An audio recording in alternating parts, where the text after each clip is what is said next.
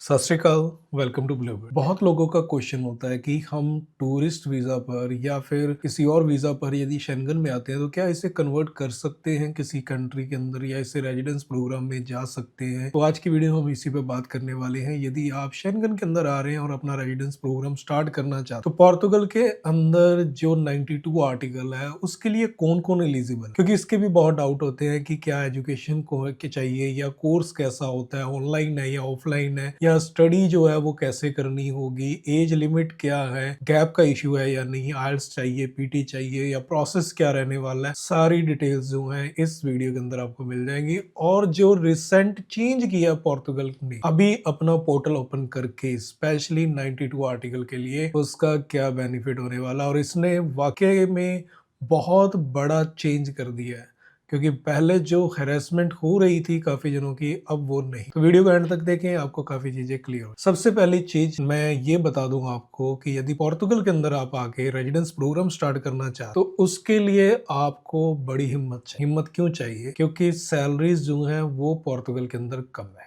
ये नहीं कि आप सोचे कि जितना कोई पैसा जर्मनी, यूके, ऑस्ट्रेलिया इन कंट्रीज के अंदर कमाता है तो आप कमा लेंगे। भूल जाएं, आप नहीं कमा। यदि आपका पर्पस रेजिडेंस लेना है, आप चाहते हैं कि शेंगन की रेजिडेंसी हो आपके पास, फ्यूचर में आपके पास परमानेंट रेजिडेंस हो और बाद में आप सिटीजनशिप के लिए जाएं, तो ये प्रोग्राम ठीक है, लेकिन टाइम पीरियड इसमें काफी लगता है। बट ये भी ध्यान रखें कि आपकी सैलरीज बहुत ज्यादा नहीं होती, तो आपको सर्वाइव करना थोड़ी सी दिक्कत आ सकती है। धीरे धीरे आपकी इनकम बढ़ती जाएगी, बाद में आप अपनी फैमिली को भी अफोर्ड कर पाएंगे, सब चीजें कर पाएंगे, लेकिन स्टार्टिंग इतनी अच्छी नहीं हो। तो ये चीज आपको पहले ही पता होनी चाहिए, क्योंकि हमारा फर्ज है कि आपको पहली जो ग्राउंड रियलिटी है वो बताना, बाद में बताना कि क्या वहां पर क्या बेनिफिट है और क्या आपके लिए सही है जो आपको करना। पहली चीज आपने जो देखनी है कि जो 92 आर्टिकल है ये उन लोगों के लिए है जो पोर्तुगल के अंदर पहुंच। ऐसा नहीं, बहुत जने ये कह देते हैं कि ठीक है, आप इस टाइम किसी भी वीजा पे जर्मनी के अंदर है, लातविया के अंदर है या कहीं और है, तो आप वहीं बैठे बैठे अप्लाई कर ले। और कई लोग अप्लाई भी कर रहे हैं। और इसमें ध्यान रखें, क्योंकि कुछ ऐसे डॉक्यूमेंट होते हैं जो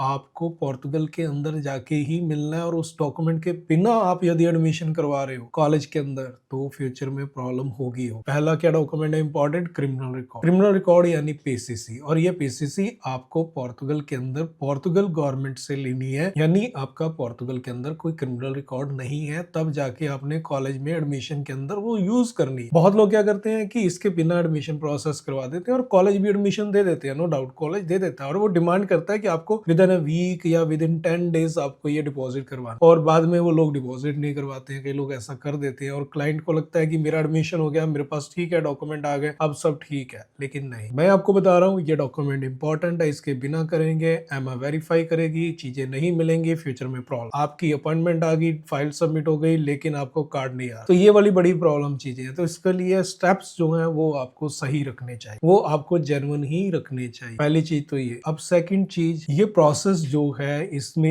एज लिमिट की बात आती है। एज लिमिट रिटर्न में आप देखोगे तो कुछ भी रिटर्न में नहीं मिलेगा कि इसमें 40 ईयर या 50 ईयर या कितनी एज होनी चाहिए, कुछ भी नहीं लिखा हुआ। तो इसके अंदर यदि यंग एज है फिर तो कोई भी प्रॉब्लम नहीं है, कोई डाउट भी नहीं है। यदि आपकी एज 35 ईयर प्लस है, 40 ईयर प्लस है, फिर कुछ परसेंट आपको प्रॉब्लम शायद आए, बट वो भी श्योर नहीं कि आए ही आए, कि आपको प्रॉब्लम आएगी। लेकिन ऐसा नहीं है, क्योंकि यदि प्रॉब्लम आएगी भी तो आप बाय कोर्ट इसको चैलेंज कर सकते हैं इमिग्रेशन को, क्योंकि रिटर्न में कहीं नहीं लिखा हुआ। और सबसे बड़ी चीज, जब आप कॉलेज में एडमिशन लेने जाते हैं और कॉलेज यदि आपको एडमिशन दे रहा है 40 ईयर प्लस पे, तो मतलब कि वो एज एक्सेप्टेड है, इसीलिए आपको एडमिशन मिल रहा है, क्योंकि कॉलेज को भी पता है 92 आर्टिकल में क्या रिक्वायरमेंट। लेकिन होता क्या है कि कई बार इमिग्रेशन कुछ इश्यूज उठाती है। कुछ लोगों ने फाइल सबमिट की और उनको रिजेक्शन इसी चीज पे मिली कि उनकी एज जो है वो अबव है, एज ज्यादा है, इसलिए उनको रिजेक्ट कर दिया गया। लेकिन बाद में वही लोग कोर्ट में गए, अपील की, तो उनकी एप्लीकेशन एक्सेप्ट भी हुई। तो ऐसी चीजें हुई हैं। बट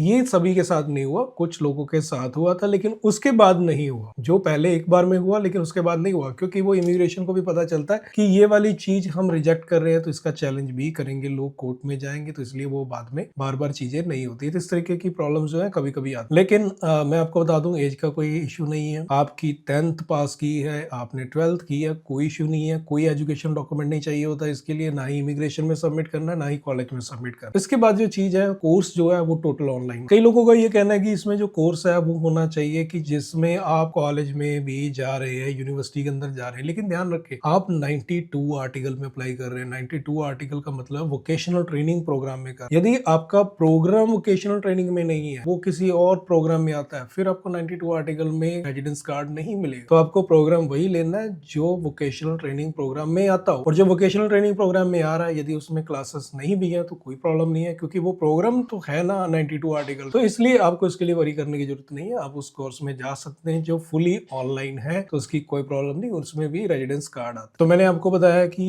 एजुकेशन गैप का कोई इशू नहीं, ऑनलाइन स्टडी है, कोई प्रीवियस एजुकेशन बैकग्राउंड का इशू नहीं है, और इसके बाद एज का भी इसमें बहुत ज्यादा इशू नहीं है। तो बट मैं आपको रिकमेंड करता हूँ, यंग एज है तो बहुत बेटर है, थोड़ी ज्यादा एज है 40 प्लस है तो फिर आप इसको अवॉइड भी कर सकते हैं। 40 एज से आप नीचे नीचे हैं तो आप इसको अप्लाई कर। अब इसके बाद हम बात करते हैं प्रोसेस की। प्रोसेस क्या है इसमें? सबसे पहले आपने एडमिशन लेना होता है कॉलेज में। कॉलेज में जब आप एडमिशन लेते हैं तो आपको 1 ईयर की फीस पे करनी है, जो कि नॉर्मल 900 से लेके 1000 यूरो के बीच में होती है 1 ईयर। और जो प्रोग्राम होता है ये 12 मंथ का आपका प्रोग्राम होता है, और 3 मंथ आपको एक्स्ट्रा मिलते हैं वर्कशॉप्स के लिए, जो ऑनलाइन भी होती है ऑफलाइन भी होती है। तो वो आप जिस तरीके का कोर्स लेते हैं उसी के अकॉर्डिंग होते हैं। तो 3 मंथ आपको एक्स्ट्रा मिलते हैं, यानी 15 मंथ का आपको प्रोग्राम। अब क्वेश्चन जो आता है वो ये आता है कि ठीक है, हमने प्रोसेस स्टार्ट कर दिया, लेकिन प्रोसेस तो पोर्तुगल में बहुत स्लो है। हमने कोर्स भी कंप्लीट कर लिया लेकिन हमें रेजिडेंस कार्ड नहीं मिला, तो क्या? यहाँ पर 2 चीजें ध्यान रखनी है आपको। पहली कि यदि आपने प्रोग्राम स्टार्ट कर लिया है और आपका फिनिश होने से पहले बायोमेट्रिक हो गए, तो फिर आपको रेजिडेंस कार्ड मिल जाएगा। उसी प्रोग्राम में आपको दोबारा स्टडी के लिए नहीं भी जाना है। यदि आपका प्रोसेस अंडर बी चल रहा है तो आपको कोर्स कंटिन्यू दोबारा और करने की जरूरत नहीं है। उसी कोर्स को फिनिश करें और रेजिडेंस के लिए वेट करें, कोई प्रॉब्लम नहीं, रेजिडेंस उसमें आ जाए। लेकिन यदि आपका कोर्स अभी फिनिश हो गया लेकिन आपके बायोमेट्रिक ही नहीं हुए, तो फिर आपको कोर्स में दोबारा से रिन्यू करवाना पड़ेगा, दोबारा से 1 ईयर की फीस पे करनी पड़ेगी, सेम वही फीस जाए, बट आपका जो प्रोसेस है वो सेम चलता है। अब यहाँ पे एक चीज जो नया चेंज आया, वो नया चेंज जो आया वो है कि पहले आपको अपॉइंटमेंट के लिए कोर्ट में अपील करनी पड़ती थी, जिसके लिए आपको लॉयर हायर करना पड़ता था, वो अपील करता था, फिर अपॉइंटमेंट आती थी। लेकिन अभी इमिग्रेशन ने अपना पोर्टल ओपन किया है, जिसमें आप जाते हैं तो